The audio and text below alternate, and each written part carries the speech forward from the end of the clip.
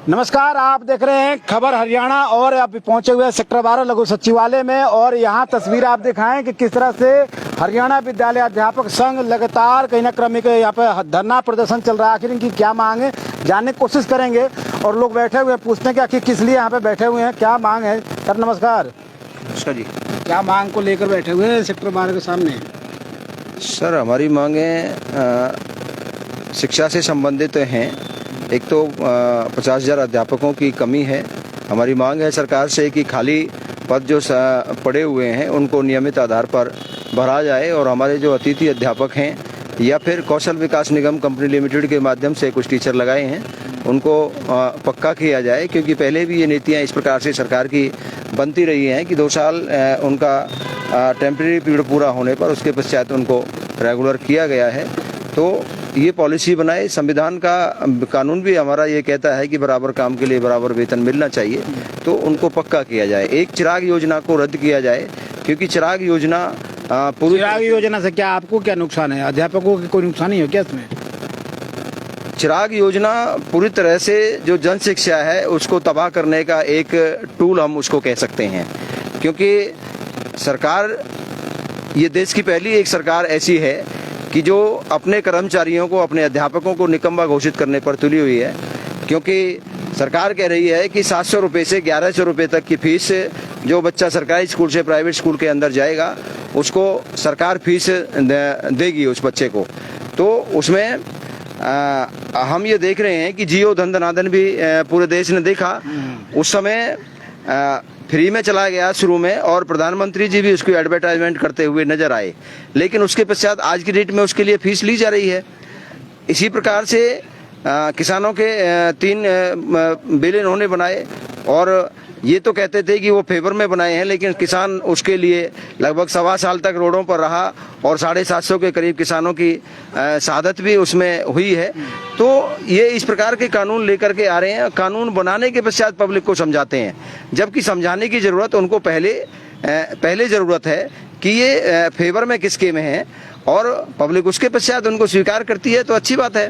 आपने एक बात बताया कि 700 से 1300 रुपये 1100 रुपये जो सरकारी स्कूल से प्राइवेट स्कूल में जाते बच्चों को दिया जाता है। होना ये चाहिए कि जो सरकारी स्कूल में जो बच्चे प्राइवेट स्कूल से आते हैं उनको प्रोत्साहन मिलना चाहिए, उनको अनुदान मिलना चाहिए, लेकिन आप तो उल्टा बता रहे हैं। ये सरकार कर रही है कि आप अपने मन से बता रहे हैं? बिल्कुल सरकार कर रही है। ये चिराग योजना के तहत आया है और इसको डिफेंड करते हुए मुख्यमंत्री जी नजर आ रहे हैं और विचार भी बड़े अजीब करने का मतलब यही हुआ कि कहीं ना कहीं सरकारी स्कूलों का लुप्त करना, खत्म करने की सरकार की योजना है। निश्चित रूप से यदि ये संख्या लगातार जारी रहती है तो ये तब तक जारी रहेगी फीस देनी।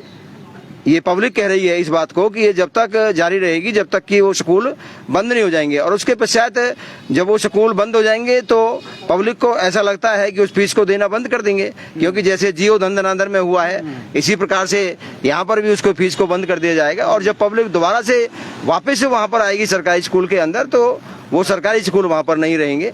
ये पब्लिक को मिला के आप ये कह रहे हैं कि नियमित जो भी टीचर्स हैं या स्कूल है इसको कहीं ना कहीं खत्म करने के लिए सरकार ने ये चिराग योजना जो स्कीम लाई है, यही? हाँ, सरकार की मंशा इसी प्रकार की नजर उसमें आती है। जिस तरह से आप बता रहे हैं इस तरह से तो यही दिखाई दे रहा है। यही बिल्कुल निश्चित रूप से यही दिखाई दे रहा है। आप इसको बंद कराने की मांग के लिए बैठे हुए हैं? इसको चिराग योजना को बंद किया जाए। और दूसरा, हमारी जगाधरी में शिक्षा मंत्री जी के गृह आवास में वहाँ पर हमारा 112 दिन से अनशन चल रहा है। तो 3 दौर की वार्ता वहाँ पर हो चुकी है, लेकिन इन बातों का हल होता हुआ नहीं आ रहा है, क्योंकि हमारी मांग है कि जो कच्चे पद खाली पद पड़े हुए हैं अध्यापकों के उनको भर्ती किया जाए। लेकिन सरकार कह रही है कितने पद खाली है, कितने पदों को भरने के लिए आप बात कर रहे हैं?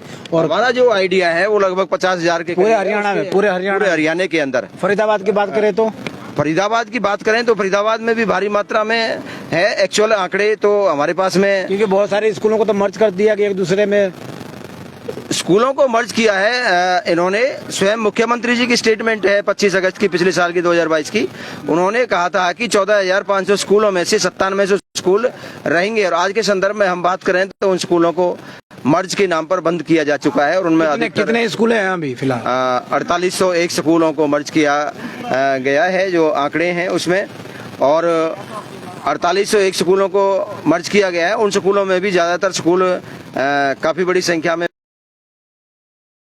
लिया जाएगा, लेकिन पढ़ाया कैसे जाएगा? क्योंकि कहाँ जाएगा पढ़ाया ये कैसे जाए? खुल क्या बोलिए, बैठे धरने पे, कैसे छुपा के मत बात कीजिए। कैसे पढ़ाया जाएगा और कहाँ पढ़ाया जाएगा? मैं भी मिला के देखिए, मैं आपसे कहूँगा सरकार की नीतियों का विरोध कर रहे हैं। अध्यापक एक जिम्मेदार नागरिक होता है देश का, और यदि अध्यापक भी किसी बात को छुपाता है तो वो देश के लिए बड़ी हानिकारक होगा।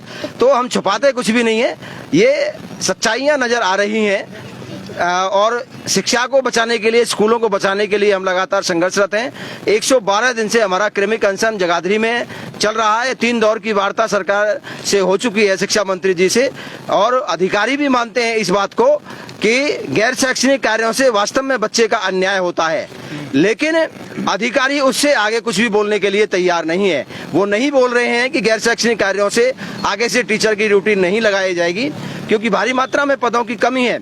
उसके पश्चात भी BLO की ड्यूटी, परिवार पहचान पत्र की ड्यूटी और तमाम प्रकार की ड्यूटियां सर्वे में टीचर्स की लगाई जा रही है, और टीचर को क्लास में नहीं रहने दिया जा रहा। गैर कार्य में शिक्षकों को लगाया जाता है, क्या इसी मौजूदा सरकार में किया गया या पहले पिछले भी जो सरकारें रही हैं, क्या उनने भी ये काम आप लोगों से करवाया जो आप आरोप लगा रहे हैं मौजूदा सरकार पे?